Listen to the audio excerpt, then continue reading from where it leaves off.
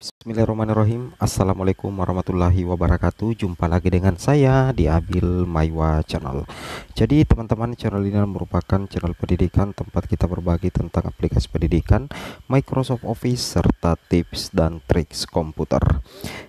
Jadi pada video kali ini teman-teman ya, kembali lagi admin akan mencoba mengupdate ya informasi terbaru seputar perkembangan P3K Guru formasi tahun 2023 teman-teman ya. Yang mana di sini yang akan kami bagikan adalah 5 informasi penting Panselnas jelang pengumuman P3K 2023 mulai tanggal 6 Desember 2023. Tapi sebelum kita lanjut teman-teman ya, bagi rekan-rekan guru yang baru pertama kali menemukan channel ini, jangan lupa tekan tombol subscribe dan aktifkan lonceng notifikasinya agar setiap hari Bapak Ibu bisa mendapatkan update informasi terbaru seputar perkembangan P3K Guru formasi tahun 2023. Yang mana di sini teman-teman ya, yang akan kami sajikan di sini adalah terkait dengan 5 info penting dari Panselnas menjelang pengumuman P3K Guru tahun 2023 teman-teman ya. Ini tentunya menjadi informasi yang sangat penting untuk teman-teman simak ya. Oke, langsung saja kita to the point ke informasinya teman-teman ya. Oke, kita ke website resmi dulu teman-teman ya, ke website resminya Guru PPPK Kemdikbud.co.id, yang mana kalau kita perhatikan kita sudah masuk di tanggal 3 Desember teman-teman ya. Yang mana kalau tanggal 3 Desember itu kita sudah menuju ke area sini teman-teman ya. Yang pertama itu adalah pengumuman kelulusan, itu rencananya dimulai tanggal 6 sampai dengan tanggal 15 Desember 2023 ya. Mudah-mudahan tidak ada kemunduran jadwal ya. Saya ulangi, untuk pengumuman kelulusan itu direncanakan tanggal 6 sampai dengan tanggal 15 Desember 2023. Kemudian nantinya untuk pengisian DRH NI P3K mulai tanggal 16 Desember sampai dengan 14 Januari ini kalau sudah lulus ya. Kemudian usul penetapan NIP P3K mulai tanggal 15 Januari sampai dengan 13 Februari 2024. Ini 3 informasi penting dari Panselnas. Masih ada 2 diantaranya teman-teman. Kita langsung saja ya di bagian sini teman-teman ya. Kita coba di bagian sini. Nah, di sini teman-teman, berdasarkan info dari Panselnas Kemenpan RB Permenpan RB nomor 14 tahun 2023, bahwasanya untuk pengolahan hasil akhir seleksi kompetensi terkait dengan penentu kelulusan P1, P2, P3, P4 di seleksi P3K Guru tahun 2023 itu kita masuk di paragraf ke-6 pengolahan hasil akhir seleksi kompetensi. Yang pertama itu ada di pasal 33 teman-teman ya. Di pasal 33 ayat 1 di sini dibahasakan pelamar dinyatakan lulus seleksi jika memenuhi nilai ambang batas atau berperingkat terbaik. Saya ulangi ya, pasal 33, pelamar dinyatakan lulus seleksi jika memenuhi nilai ambang batas atau berperingkat terbaik. Baik P1, P2, P3, P4 itu nantinya akan menjalani 2 perankingan, baik itu perankingan urutan kategori terbaik atau perankingan nilai terbaik teman-teman. Kalau yang memenuhi nilai ambang batas itu untuk P4 ya. Nah, kemudian apa ya teman-teman ya, di sini kalau kita perhatikan ini untuk pasal 33 ini khusus untuk pelamar P4 karena memang ada nilai ambang batasnya. Nah, kemudian ada juga informasi perihal pasal 34 ya. Di pasal 34 di sini ada beberapa daerah yang kemungkinan melakukan kompetensi teknis tambahan, tapi tidak semuanya daerah teman-teman ya.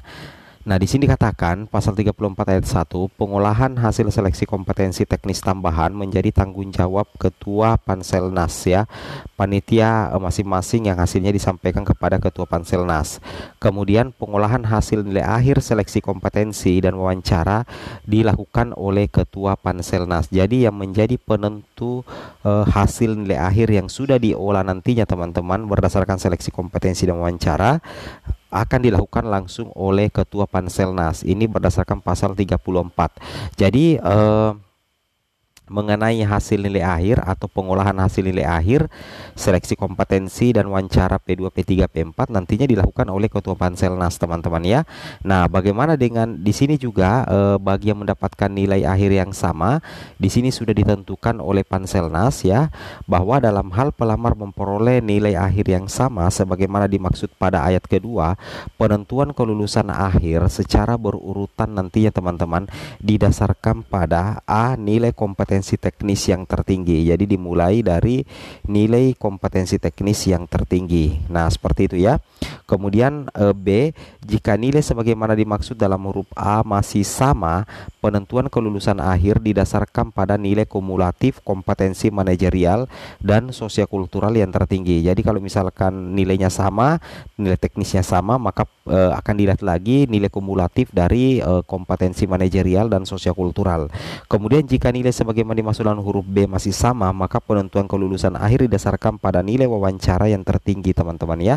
Kemudian jika nilai sebagaimana dimaksud dalam huruf C masih sama, maka penentuan kelulusan didasarkan pada usia pelamar yang tertinggi. Jadi ada juga penentuan ya teman-teman, penentuan kelulusan itu berdasarkan usia, teman-teman ya, itu berdasarkan usia. Kalau misalkan nilai kompetensi sama, teknisnya sama, manajer sosiokultural sama, wawancara sama, maka nanti penentuan kelulusannya itu terakhir ditentukan oleh usia. Ini informasi penting dari Panselnas. Nah, kemudian apa namanya? Di sini juga penting teman-teman ketahui ya, bahwa untuk pengolahan nilai akhir sebagaimana dimaksud dalam pasal 34 disampaikan kepada ketua panitia seleksi instansi masing-masing, tim pengarah dan tim pengawas secara daring. Kemudian bagaimana dengan pengumuman hasil akhir seleksi? Ini dibahas di bagian ke-6 teman-teman ya, di pasal 37 ya.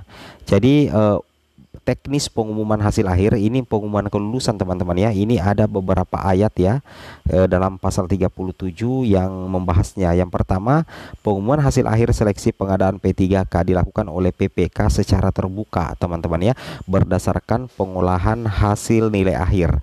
Pengumuman hasil akhir seleksi pengadaan P3K pada kebutuhan jangka media dan utama dilakukan oleh PPK secara terbuka berdasarkan pengolahan hasil nilai akhir sebagaimana dimaksud dalam pasal 34.